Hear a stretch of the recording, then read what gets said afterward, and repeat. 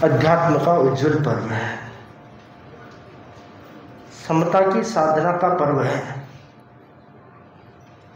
पर्युषण पर्व में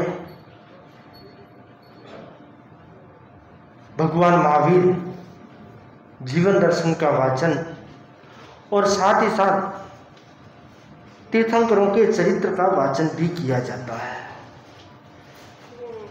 इस अवसर्पिणी काल में भरत क्षेत्र में 24 तीर्थंकर हुए हैं।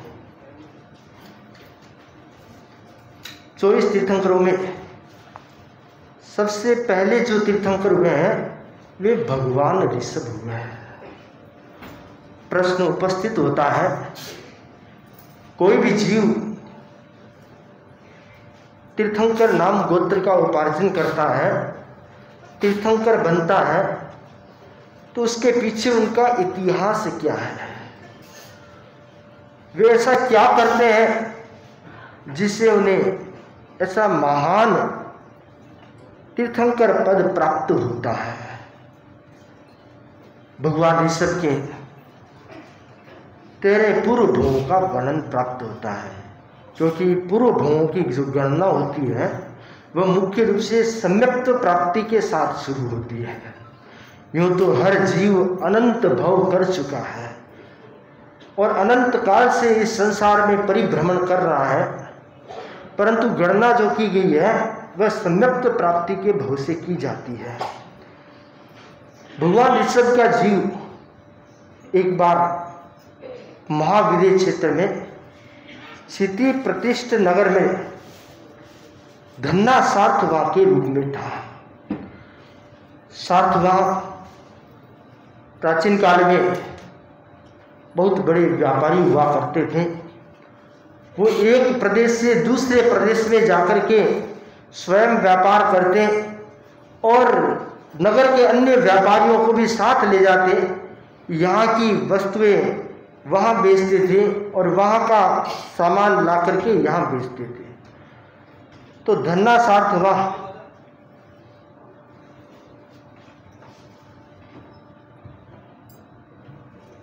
सार्थवा ने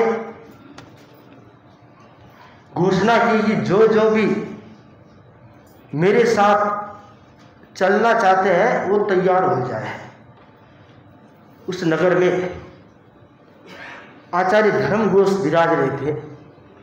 उनको भी पता चला कि सार्थवाह जा रहा है और रास्ते में जंगल था और लंबा जंगल था, और उस जंगल का रास्ता तय करने के लिए अगर साथ में बड़ा दल साथ हो जाता है तो रास्ता आसानी से पार हो जाता है। रास्ते में चोरों का, लुटेरों का, डाकुओं का भय था, हिंसक जानवरों का भय था। तो आचार्य धर्मघोष ने जब ये सुना कि सार्थवा जा रहा है तो आचार्य धर्मघोष ने पता किया और सार्थवा के साथ हो गए। उन्हें बसंतपुर जाना था। पूछ लिया गया कि हम साथ चल रहे हैं, आपको कोई दिक्कत तो नहीं? तो सार्थवा ने कहा कि हमें क्या दिक्कत है, इतने लोग चल रहे हैं, साथ में साधु संत चले तो हमें क्या दिक्कत है। वर्षा काल भी आया, बीच में बारिश भी आई और भी आई, परंतु जंगल का रास्ता पार कर रहे हैं। और उस रास्ते के दौरान साधु संत जहाँ ठहरते, सार्थवा के आसपास ठहरते, तो धन्ना सार्थवा एक बार बहुत दिनों बाद उसे ध्यान में आया कि हमारे साथ साधु संत चल रहे हैं। तो दर्शनार्थ गया, सुख साता पूछी और पूछा, महाराज आपको कोई तकलीफ तो नहीं? जो मुखिया होता है उसका दायित्व होता है कि सार संभाल करना, मेरे साथ जो चल रहे हैं वो कोई तकलीफ में तो नहीं है। संतों ने कहा, भाई क्या तकलीफ है? संत तो तपस्वी होते हैं, मिला तो भी ठीक, नहीं मिला तो भी ठीक, तपस्या कर लेते हैं। धन्ना सार्थवा ने भावना भाई की, मुझे भी सुपात्र दान का लाभ दे। तो संत उनके जो तंबू बने, रास्ते में तो तंबू बनाए जाते हैं, तो तंबू बना हुआ था, उनका जो स्थान था वहाँ पर गए। तो धन्ना सार्थवा उठा, बड़ा खुश हुआ, संत आए, मुझे दान का सौभाग्य मिलेगा। और देखा कि अंदर घृत पड़ा हुआ था, घी था, और घी एकदम प्राशुद्ध था, सूझता था। तो उसने संतों से निवेदन किया, महाराज घी सूझता है, और उत्कट भाव से घी का दान दिया। उसके बाद संतों के पास जाता रहता, धर्म चर्चा करता रहता, जिससे उसे धन्नासार्थवा को सम्यक्त्व की प्राप्ति होती है। साधु संतों के संपर्क से अगर कोई फायदा होता है, अगर सम्यक्त रत्न की प्राप्ति होती है तो बहुत बड़ा फायदा होता है, बहुत बड़ी कमाई होती है। क्योंकि जिसने सम्यक्त्व का स्पर्श कर लिया तो मानना चाहिए कि उसके मोक्ष की नींव लग गई है। एक बार सम्यक्त्व का स्पर्श हो गया तो वह अर्धपुद्गल परावर्तन के भीतर भीतर अवश्य ही मोक्ष चला जाएगा, एक निश्चित काल में मोक्ष चला जाएगा। तो सम्यक्त्व की प्राप्ति यहाँ धन्नासार्थवा को इस भव में होती है। वहाँ से धन्नासार्थवा अपना आयु काल पूर्ण करता है और आयु पूर्ण करके देवगति को प्राप्त होता है। देवगति, मनुष्य गति, फिर देवगति, फिर मनुष्य गति, ऐसे करते करते 8 भव व्यतीत होते हैं। और 9वें भव में ये धन्नासार्थवा का जो जीव है वह जीवानंद वेद्य के रूप में उत्पन्न होता है, वेद्य बनता है। उसके 4 दोस्त थे, राजपुत्र, राजा का राजकुमार, श्रेष्ठी पुत्र जो नगर श्रेष्ठी था उसका लड़का, मंत्री का लड़का मंत्री पुत्र, और सार्थवा जो शहर का बड़ा सार्थवा था उसका पुत्र। तो 4 और मित्र थे, ये 5 मित्र थे और बड़ी गहरी मित्रता थी, घनिष्ठ मित्रता थी, प्राय मिलते रहते थे, चर्चा वार्ता किया करते थे। एक बार की बात है, ये श्रेष्ठी के घर में संभवतः बैठे हुए थे और उधर संत मुनिराज पधारे आहार के लिए। जिन कल्पी मुनि होते हैं जो जिन की तरह साधना करते हैं, जिन कल्प की साधना करते हैं, तो वो आए और आहार ग्रहण चले गए। ये बैठे देख रहे हैं और देखते देखते एक ने कहा कि इन मुनिराज के शरीर में वेदना है। जीवानंद वेद्य को कहा कि तुम वेद्य बने हो और साधु संतों का इलाज नहीं करते हो, तुम लोगों को पैसा ही दिखता है, इलाज नहीं दिखता, साधु संतों की सेवा का कार्य नहीं दिखता। तो जीवानंद वेद्य ने कहा ऐसी बात नहीं है, चलो अपन चलते हैं। उन्होंने मुनिराज के दर्शन किए। मुनिराज तो आहार करके जंगल में चले गए, वहाँ ध्यान साधना में लीन हो गए नगर के बाहर, और देख करके इनके शरीर में क्या वेदना है वेद्य ने समझ लिया और अपने मित्रों से कहा कि इनका इलाज करना है तो 3 चीज़ें चाहिए। कि क्या चाहिए? कि 3 चीज़ों में एक तो रत्न कंबल चाहिए, एक बावना चंदन चाहिए और एक लक्ष पाक तेल चाहिए। अगर ये 3 चीज़ें मिलेगी तो इन मुनि प्रवर का इलाज हो जाएगा। अब 3 चीज़ें कहाँ मिले? एक एक चीज़ का भी मूल्य बहुत अधिक। तो मिल करके बाजार में गए, जहाँ दुकानें थी वहाँ जाकर पूछा भी ये चीज़ें हैं आपके पास जो औषधि रखते थे? तो वह बोला कि हाँ 3 चीज़ें हैं, पर आपको 3 चीज़ें क्यों चाहिए? तब उन्होंने स्पष्ट कहा कि हमें एक मुनिराज की सेवा करना है, वो रोग युक्त है, उन्हें रोग मुक्त करना है, इसलिए हमें ये 3 चीज़ें चाहिए। पर हम इनका मूल्य नहीं देंगे क्योंकि संतों की सेवा करना है, इसलिए मूल्य से सेवा, संतों की निर्वध्य सेवा नहीं होती है। तो वह दुकानदार भी मान गया कि अगर संतों की सेवा कर रहे हैं तो तुम ऐसे ही ले जाओ। एक एक चीज़ का मूल्य 1-1 लाख स्वर्ण मुद्रा था, परंतु संतों की सेवा के लिए 3 चीज़ प्रदान कर दी। वह वेद्य और वो मित्र लेकर के आए नगर के बाहर, और जीवानंद वेद्य ने मुनि को वंदन किया, उनसे अनुमति प्राप्त की और इलाज प्रारंभ किया।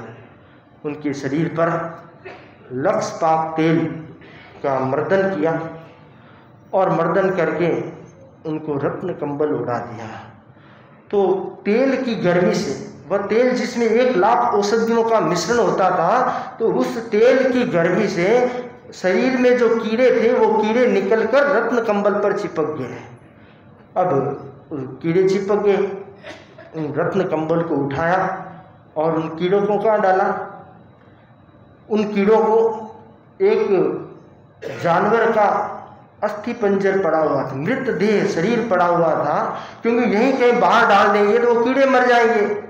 तो उस जो मृत कलेवर पड़ा हुआ था, उस कलेवर के अंदर वो कीड़े डाल दिए, जिससे कीड़े भी मरे नहीं और मुनिराज का इलाज भी अहिंसा की दृष्टि से निर्विघ्न रूप से हो जाए। तो यूँ 3 बार लक्षपात तेल की मालिश करके शरीर के सारे शरीर में चमड़ी के भीतर रहे हुए, मांस के भीतर रहे हुए और अस्थि के भीतर रहे हुए सारे कीड़ों को बाहर निकाला और उसके बाद भावना चंदन का लेप करके और मुनिराज की चिकित्सा की और मुनिराज स्वस्थ हो गए। तो यहाँ पर जीवानंद वैद्य ने यहाँ पर मुनिराज की चिकित्सा की, निर्विघ्न चिकित्सा की और मुनिराज का उपदेश प्राप्त हुआ और उन 5 मित्रों ने मुनिराज का उपदेश ग्रहण किया और उपदेश पर चलते हुए अपना वहाँ का जीवन पूर्ण किया। तो वहाँ से जीवानंद वैद्य ने अपना जीवन पूर्ण करके 12वें देवलोक में जाकर उत्पन्न हुआ। तो ये पूर्व भव, जो भगवान ऋषभ के पूर्व भव की चर्चा मिलती है, उसमें 2 महत्वपूर्ण पूर्व भव है और भी है 2 महत्वपूर्ण पूर्व भव है कि किस प्रकार मुनिराज की सेवा करके उन्होंने कर्म निजरा का अवसर प्राप्त किया। तो तीर्थंकरों का जीवन चरित्र हमारे जीवन को आलोकित करता है, प्रेरणा देता है, पथ दर्शन देता है। तो पर्युषण पर्व में तीर्थंकरों का जीवन चरित्र अवश्य सुनने का प्रयास करना चाहिए। इन्हीं मंगल भावनाओं के साथ मेरा निवेदन श्रद्धेय मुनिषी से भगवान महावीर जीवन दर्शन के वाचन के लिए निवेदन मुनिषी। के अवतार भगवान महावीर स्वामी के श्री चरणों में कोटि से वंदन। युग प्रदान आचार्य महासमुद्र के श्री चरणों में कोटि से वंदन। मुनिवृंद, उपस्थित धर्म प्रेमी भाई और बहनों, पर्युषण पर्व का 3रा दिन सामायिक दिवस के रूप में मनाया जा रहा है। ज़्यादा से ज़्यादा भाई बहनों को सामायिक की साधना करनी चाहिए और अभी गुरुदेव तुलसी द्वारा जो अभिनव सामायिक का प्रयोग समाज के सामने प्रस्तुत किया था, वो आज हमने यहाँ गुरुदेव की कृपा से संपन्न किया। जैन धर्म का शक्तिशाली व अंतर्मुखी बनाने वाला पर्व पर्युषण महापर्व है। पर्युषण पर्व स्वबोध, स्वसंबोध, स्वसंवाद का पर्व है।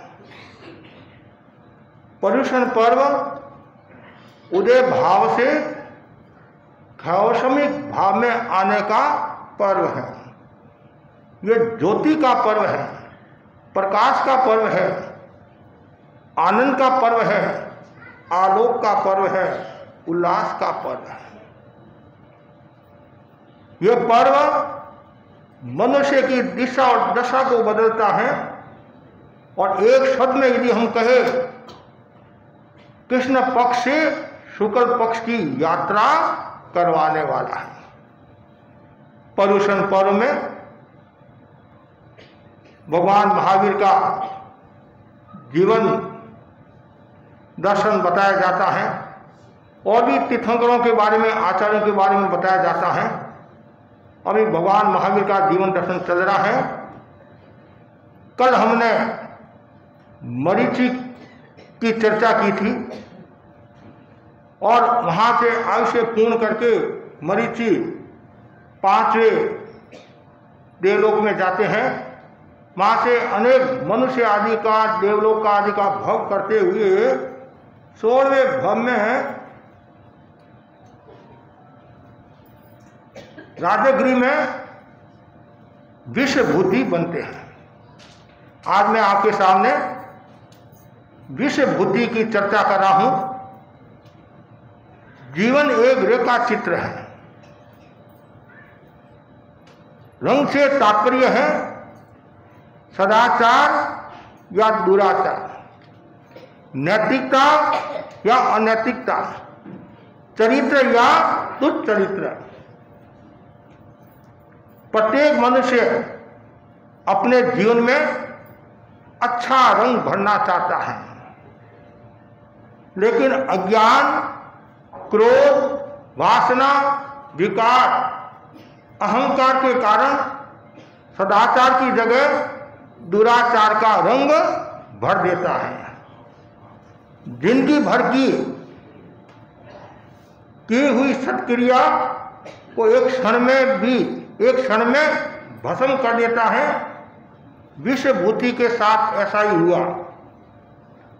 क्षण भर के गुस्से के कारण साधना जो सुमेरु बनने वाली थी वो मात्र धूल का गुब्बारा बनकर रह गई। इसलिए ज्ञानी जन कहते हैं क्रोध नहीं करना चाहिए। 10वें कालिक सूत्र में बताया है कोहो पिंग पड़ा से। क्रोध से प्रीति का नाश होता है, क्रोध से आत्मा का नुकसान होता है और क्रोध के कारण व्यक्ति नरक निगोद में जाता है। गीता में भी बताया गया है नरक में जाने के 3 कारण हैं। काम, क्रोध, लोभ। जो व्यक्ति क्रोध में डूबा हुआ रहता है वह अपनी आत्मा का तो नुकसान करता ही है, परिवार का भी नुकसान करता है और समाज का भी नुकसान करता है। क्रोध के कारण सबसे पहले शारीरिक स्वास्थ्य पर असर आता है और निरंतर व्यक्ति यदि क्रोध की अवस्था में रहता है तो ब्रेन हेमरेज हो सकता है, अल्सर की बीमारी हो सकती है और नाना प्रकार की व्याधियां हो सकती हैं। इसलिए व्यक्ति को क्रोध पर कंट्रोल करना चाहिए। दूसरा नुकसान मानसिक स्वास्थ्य। निरंतर यदि व्यक्ति क्रोध में रहता है तो सोचने समझने की क्षमता कम हो जाती है और उसको कोई अच्छी बात नहीं लगती। थोड़ा सा भी प्रतिकूल काम होता है तत्काल वह गुस्से में आ जाता है और लड़ाई झगड़ा करने लग जाता है। मानसिक स्वास्थ्य पर भी असर आता है। तीसरा भावनात्मक स्वास्थ्य पर भी असर आता है। निरंतर व्यक्ति यदि क्रोध में रहता है तो भाव उसके मलिन हो जाते हैं, घृणा का भाव पैदा हो जाता है, नफरत का भाव पैदा हो जाता है, वैर और प्रतिशोध का भाव पैदा हो जाता है। जैसे ही भाव अशुद्ध होते हैं और उस समय यदि आयुष्य का बंधन हो जाता है तो व्यक्ति को दुर्गति में जाना पड़ता है। तो ये भावनात्मक स्वास्थ्य को भी खराब करता है। और आगे बताया गया है परस्पर प्रेम पर पूर्ण विराम लगा देता है। जब आपस में लड़ाई झगड़ा होता है, मन मुटाव हो गया तो आना जाना बंद और प्रेम पर पूर्ण विराम हो जाता है। न इधर का रहता है न उधर का रहता है। आगे बताया गया है जो निरंतर क्रोध में रहता है वो मर्यादा भंग करता है। कैसे मर्यादा भंग करता है? जब उसको गुस्सा आया और वो उसको कोई भान नहीं रहता है। ऐसा कहा जाता है क्रोधी, शराबी, भुल्लक्कड़ ये तीनों भाई है। क्रोध में भी कोई भान नहीं रहता है, शराबी को भी कोई भान नहीं रहता है और भुल्लक्कड़ अवस्था में भी व्यक्ति को भान नहीं रहता है। 2 औरतें जा रही थी, एक औरत बोली मेरे पतिदेव इतने भुल्लक्कड़ हैं, जब मैं उड़द की दाल मंगाती हूं तो मूंग की दाल लेकर आते हैं। दूसरी औरत बोली बस इतना सही, मेरे पतिदेव तो इतने भुल्लक्कड़ हैं, जब मैं सामने मिलती हूं मेरे को कहते हैं बहन जी नमस्कार। पहले कोई मैंने आपको देखा था, उसको पता नहीं है बहन जी है या घर वाली है। ऐसे जो नशेड़ी होता है उसको भी कोई भान नहीं रहता है। एक आदमी नशा करके आया और घर में प्रवेश करता है। श्रीमती ने सोचा अभी बोलने में मजा नहीं है, वह साइड में होगी और वो नशे में था।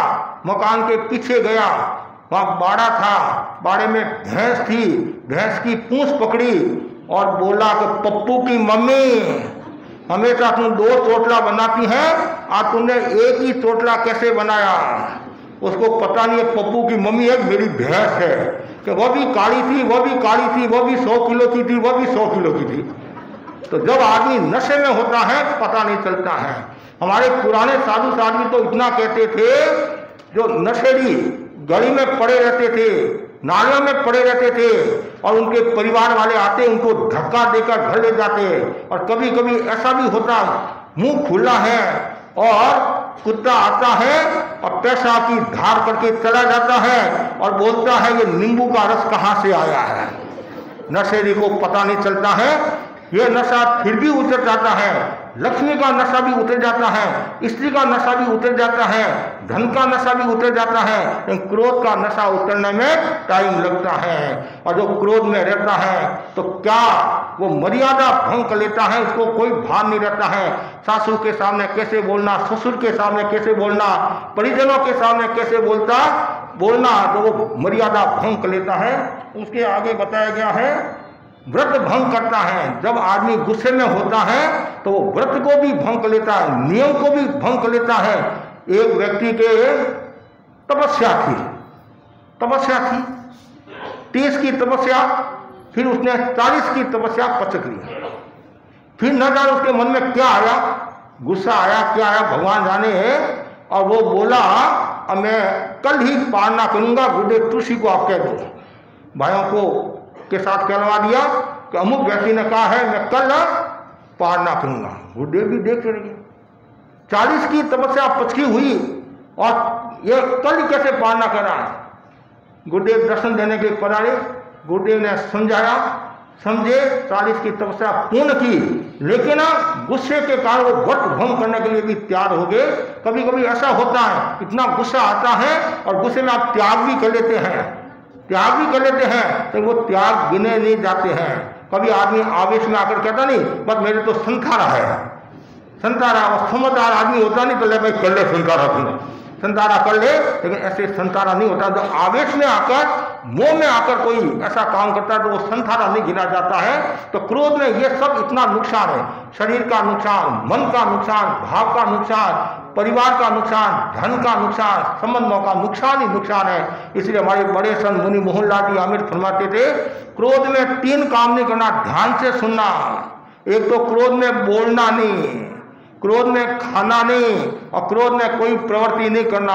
जब क्रोध आए उस समय मौन हो जाओ, वहां से रवाना हो जाओ, उल्टी गिनती शुरू कर लो, नाक को बंद कर लो, आंखें बंद कर लो, वहां से रवाना हो जाओ।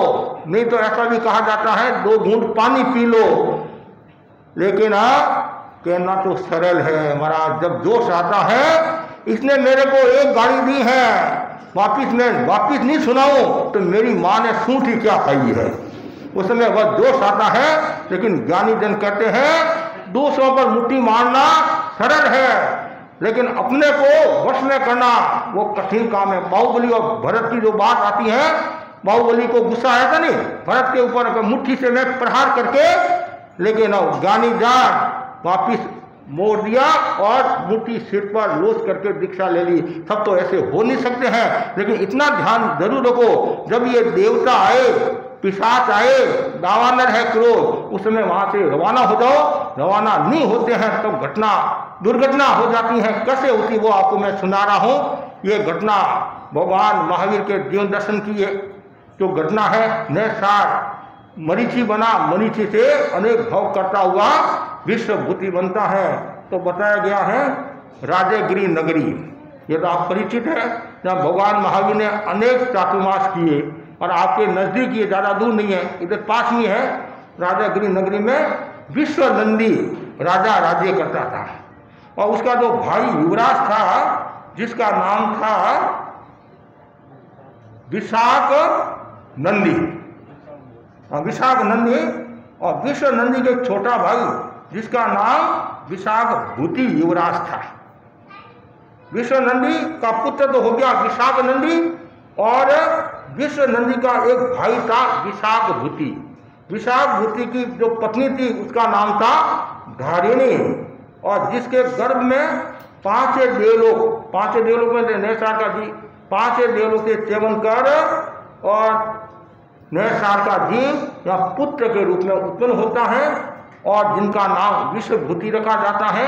अनेक राजकन्याओं के साथ में उनकी शादी हुई, और एक दिन घूमने के लिए गए बगीचे में, और वहां जल क्रीड़ा कर रहे थे। इधर क्या होता है, सेवक की बात, विश्व नंदी का पुत्र विशाख नंदी भी अपने अंतपुर के साथ उसी उद्यान में, बगीचे में जल क्रीड़ा करने के लिए आता है। और जैसे वो अंदर प्रवेश करता है और पहरेदारों ने कहा अंदर विश्वबुद्धि है, जैसे ये कहा और तत्काल आवेश में आ गया। कौन भाई आवेश में आ गया? आवेश में आ गया, इतना आवेश में आ गया। और उसी समय विशाल नंदी की मां प्रियंगु के पास रहने वाली दास्या भी वहां पहुंच गई। दास्या पहुंची और सब सारा देखा। वो पुष्प लेने के लिए गई थी और देखा सारा नजारा। ये क्या, आहा क्या जमाना है। राजा का लड़का तो बाहर और विषयभूति अंदर मौत उड़ा रहा। और तत्काल दास्या महारानी के पास गई और महारानी को कहा आप ध्यान से सुनना। और मनुष्य का स्वभाव होता है बड़ा चढ़ाकर बात करना। कभी कभी क्या होता है, थोड़ी सी बात होती है, आग लगाना होता नहीं तो बात को ज्यादा भी कर लेते हैं। और कुछ लोगों को मजा भी आता है कि जब तक आग नहीं लगाए तब तक उनको शांति नहीं मिलती, रोटी नहीं पचती है। तो वैसे ही अब क्या किया दासियों ने, और रानी के इतने कान भरे और ऐसे कान भरे रानी आवेश में आ गई, गुस्से में आ गई। गुस्से में आ गए और कहा ये क्या। इधर राजा से भी करवाया, ऐसी बात है। और एक तो आप कहते तुम महारानी है, पटरानी है, ये है वो है, तुम्हारे इतना सुख है, ये सुख का सुख है। यदि सुख होता तो मेरा बेटा से बाहर थोड़ी खड़ा रहता। सुख तो वो भोग रहा, मैं तो केवल नाम की राजमाता हूं, कुछ नहीं हूं। ये सब इतना कहा और राजा भी देखता रह गया। राजा ने सोचा अब मुझे चिंतन के साथ कार्य करना है। सीधा यदि मैं आदेश दूंगा तो हो सकता है कलह का वातावरण हो जाए, हो सकता है वो नाराज हो जाए। तो दिमाग लगाते लगाते आखिर उन्होंने क्या किया, तत्काल रणभेरी बजा दी, बिना प्रयोजन युद्ध की घोषणा कर दी। जैसे युद्ध की घोषणा की, वो अंदर जल क्रीड़ा कराता कौन, विश्वभूति। उनको भी पता चला कि ऐसी ऐसी बात है और हमारे जो पड़ोसी सामंत सिंह जो है, शामपुर सिंह है, वो आक्रमण करने के लिए आ रहा है। वो भी तत्काल घर पहुंचा। घर पहुंचा और कहा क्या बात है कि भाई ऐसी बात है, हम युद्ध के लिए जा रहे हैं। तो विश्वभूति को कोई पता नहीं था। पिता के समान वो समझता था। उनको क्या पता इसके मन में क्या पाप है कि ऐसी ऐसी बात है और हम जा रहे हैं। तो विश्वभूति बोला मेरे रहते आप युद्ध करने के लिए जाते हो, ये कभी नहीं हो सकता है। युद्ध करने के लिए मैं जाऊंगा। और वो अपने साथियों के साथ रवाना, और वो तो ये चाहते थे। और वो उधर गया और पुत्र को अंदर घुसेड़ दिया, तुम करो जल क्रीड़ा। और जैसे ही वो वहां पहुंचता है, विरोधी समझकर उधर सामंत सिंह को पता चला ऐसी बात है, तो वो तो आगवानी के लिए, भक्ति के लिए वहां तैयार खड़ा कि क्या बात है। अरे आपने युद्ध की घोषणा, हमने तो कोई युद्ध की घोषणा नहीं की। आपके और हमारे तो बहुत गहरे संबंध है, अच्छे संबंध है, मैत्री है, प्रेम है, सौहार्द है, कोई बात नहीं है। मेरे मन में कुछ नहीं कि मैं आपके साथ युद्ध करूं, आपकी धरती पर आकर ऐसा कार्य करूं। ये जैसे कहा, अब ये सुनते ही कुमार उल्टे पैरों वापस लौट आया और उद्यान के पास आते ही द्वारपाल ने बताया विशाल नंदी भीतर जल क्रीड़ा कर रहा है। ये कहा ये सारा कपट समझने में देरी नहीं लगी। मैं जिसको पिता तुल्य समझता हूं और उस पिता तुल्य ने मेरे साथ विश्वासघात, एक अपने पुत्र के जल क्रीड़ा के लिए इतना नाटक, इतनी माया, इतना कपट, इतना गुस्सा आता, इतना गुस्सा। और कहते हैं द्वारपाल तुम ज्यादा मेरे को शिक्षा मत दे, मैं आन मान मर्यादा सब जानता हूं, संसार का स्वरूप को समझकर। और कहा ये जो वृक्ष है, इस वृक्ष को गिराकर मैं तुम्हारे को दिखाता।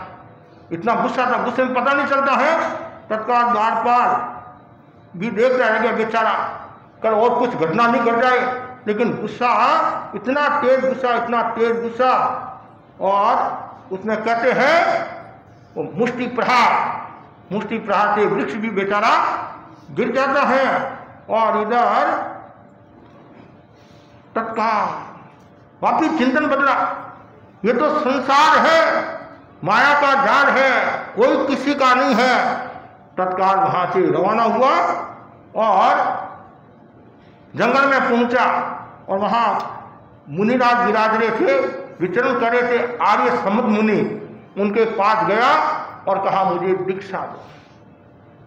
आवेश में वैराग्य के स्पंदन प्रस्फुटित हो गए और दीक्षा ली, और दीक्षा लेने के बाद में साधना में लीन हो गए।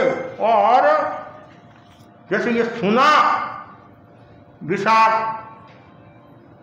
बुद्धि ने, विश्व नंदी आदि सबने सुना ऐसी बात है, वो सब वहां आए, क्षमा प्रदान करो, आप ऐसे हो, आप ऐसे हो। लेकिन वो तो साधना में लीन हो गए, बड़ी बड़ी तपस्या करने लगे, गुरु आज्ञा से एकल विहारी हो गए। पुराने समय में एकल विहारी भी बहुत होते थे और साधना करने लगे। इधर क्या होता है, वो साधना करते करते, तपस्या करते करते, विहार करते करते मथुरा पहुंचते हैं। और इधर क्या होता है, यदि योग की बात है, संयोग की बात है, वो विशाख बुद्धि भी अपने ससुराल में आया हुआ था।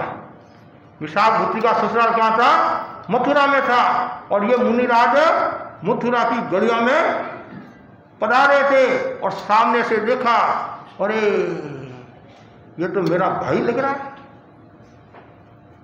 और जैसे ही देखा और आया गुस्सा ससुराल में, और उसको जोश आ गया, और इतना गुस्सा आया, और इधर तो मुनिराज चल रहे, और गाय आती है तो गाय का टच होता है, टल्ला लगता है, वो दुर्बल शरीर क्यों तपस्या करते थे, दुर्बल शरीर के कारण वो टच हुआ थोड़ा सा, और वो नीचे गिर गई। और उधर वो देखता है और गुस्सा आया और उपवास करने लगा।